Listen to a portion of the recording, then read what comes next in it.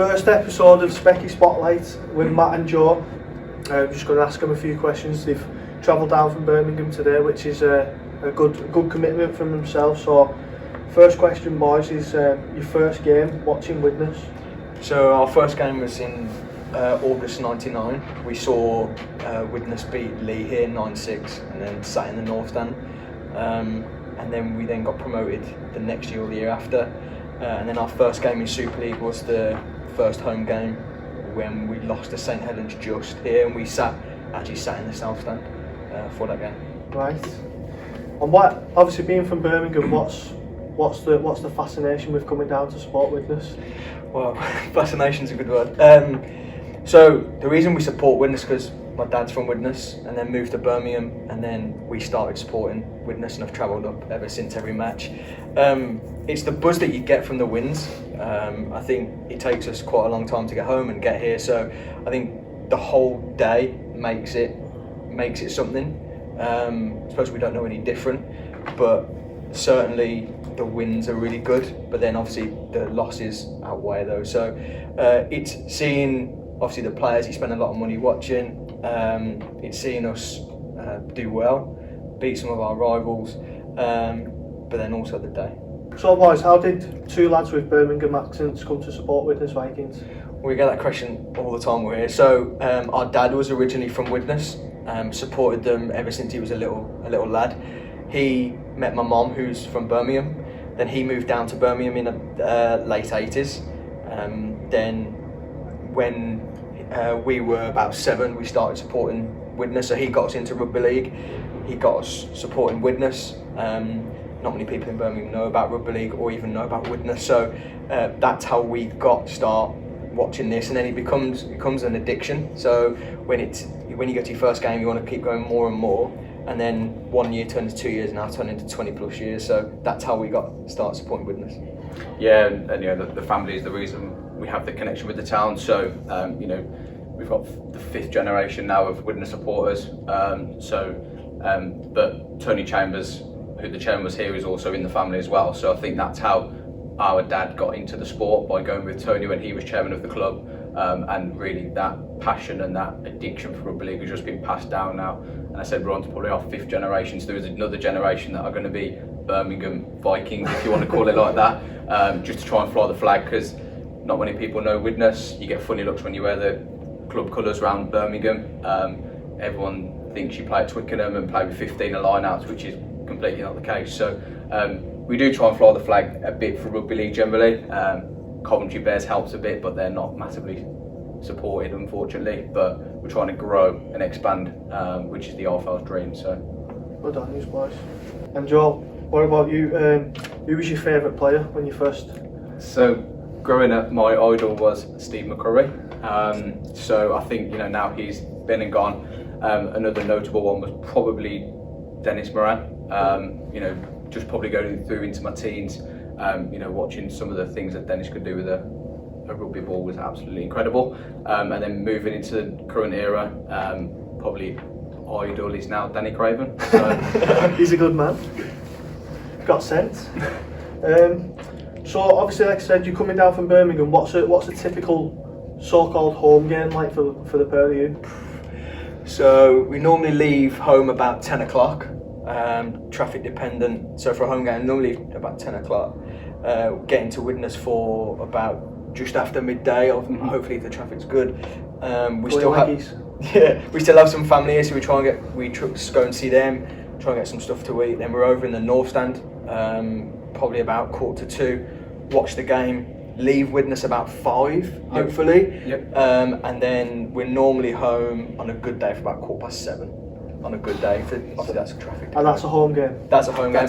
Away in games, you could be looking at, depending on where we are, could be looking at leaving at 9:30, maybe. Yep. Getting there to the ground, sometimes it can take about 3 hours, and then coming home can be about, 8 o'clock? Yeah, I think Barrow last year was probably our longest away day. Yeah, so we did Barrow, left at 9, got there for about 1 with a stop, and then left there at 5 and got home about 9:15. So that was like a full day. Right, next question. Best and worst away day since I've been at the club, so since 2010, for each of you, one from each of you, please.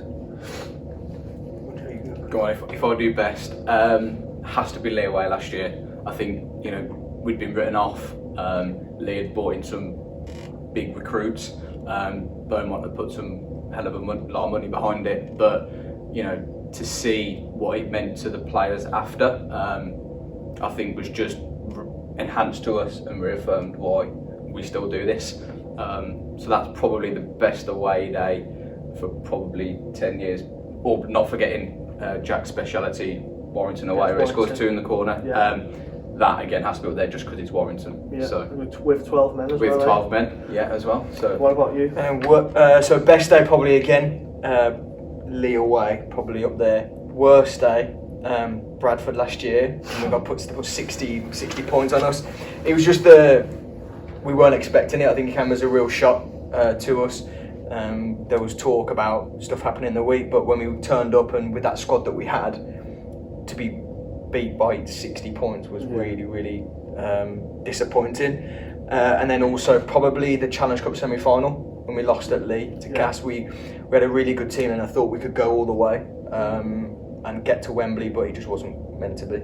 Yeah, right. And looking ahead to this season, boys, what's your thoughts on the new coach? I think it's probably rejuvenated the club, the fans, the town really. Kieran Patel did a very good job for us last year in some very difficult circumstances, but I think when you see Tim Sheens as head coach, and from reading what the media guys are saying, that he's brought probably Logan Tompkins, maybe Matty Smith has probably been the reason why they've come to Widnes. Yeah. I think the youngsters in the team as well can learn a lot from a guy who's won everything under the sun, hasn't he, in terms of rugby league. So I think it can only be positive. It seems like he's eats, sleeps, lives rugby league, so that can only be positive for the club moving forward. He understands the championship with the Hull KR. It seems like once he gets to understand how much the club means to the town, I think that's probably when we'll start to see some benefits from it. Yeah, definitely. I think one thing we do have that we lacked a lot last year was in that spine a lot of experience. We've brought Logan in, we've brought Matty Smith in, like yourself, got another season under the belt. I think although on paper we probably don't look as strong as last year, I think I'll be confident saying we'll be a lot more competitive. Already in the 3 games that we've played, we've looked sharp and can certainly see what Tim Sheens is trying to do. I think when we went part-time, people kept saying, it's going to be a disadvantage, but actually we saw last year with Featherstone that it doesn't, it's not that much of a disadvantage anymore, that a lot of people still train throughout the week. So I think if we get a couple more players in to bolster the squad, then we'll be looking strong. I'd expect us to be probably in the playoffs. That'd be a good marker for us. So that brings me on to the next question. Obviously, for the championship season, your predictions of what's going to unfold through the season and where you think that we're going to finish up. So I think playoffs is probably realistic. I think there's probably Toulouse are going to probably, on paper, look like they're going to walk the lead this year. Featherstone will be competitive.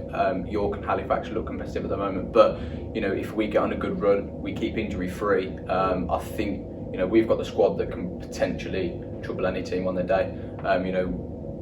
As Matt said, probably on paper we don't look as strong as we did last year, but I think confidence is a massive thing in the sport, isn't it? So once we get on that roll, we've seen as we've got a spine that can, and we've brought in some good additions, Kenny Baker, Shane Grady, that can really add value to this squad in terms of the championship. So playoffs is probably definitely where we need to look at. I would say that anything under a playoff finish is probably a disappointing season, if I'm honest. Totally agree. I think need to be in the playoffs with what we've got at our disposal. Hopefully, we can stay injury free, get that confidence that Joe mentioned, and start getting for the new team to gel. We haven't had this much of an overhaul in a squad for quite a while, so to get all the new players, a lot of the players still getting to learn how each other play. So once we get all that, I think it's going to take a couple of 3 or 4 weeks into the season before we really start to see the potential of the team. But once we do, I think if we don't finish in the playoffs, as a supporter, I think that'll be disappointing. And finally, boys, the last question: where do you think, if anywhere, that we need to improve on the squad this year? I would say we probably look a little bit light in props. I think we need 2 really big, strong running props, maybe a back row. and probably a centre. So, you know, Featherstone did really well. So full team. Yeah, Featherstone did really well on a dual wedge last year with 5 players constantly in that. So I think if we can get a dual wedge or some lone players, which I think Tim has already said in some interviews, I think with those sort of players we'll have a really strong squad. And then actually some of the younger players who played at Rochdale looked really sharp, and some of the trialists who have played in those games have looked really sharp. So I think if we can start to get a bigger squad with some props and second row, maybe one centre. Middle units. Yeah, I think middle units. I think last year we struggled against massive teams, a bit like yesterday with North Wales. When big teams play against us, we struggle to go through them. So I think we just need some size and some just some more size and power. experience. Yeah, I think so as well. I think experience at this level always helps. You don't have to be the quickest, you don't have to be necessarily the most skillful, but as long as you've got experience and you've got size for front row, I think that goes a long way in this league. Yeah, and what about you, Joe? Yeah, I agree. I think we need a couple of big props and maybe a centre that can also fill in the second row. I think we need to fill the gap that Christine left last year. That versatility, that experienced player that can just play on the edges. I think we're probably going to miss him this year. But you know, looking back to people like Batley away last year, where the pitch was heavy, you're going uphill. What you need is just some big props, just to try and reinforce and try and match their forwards. So there are going to be grounds that we're going to go to that are small in size, quite compact, and we can't play on the edges. We're going to have to play through the middle. So just a couple of big props just to reinforce that middle, really.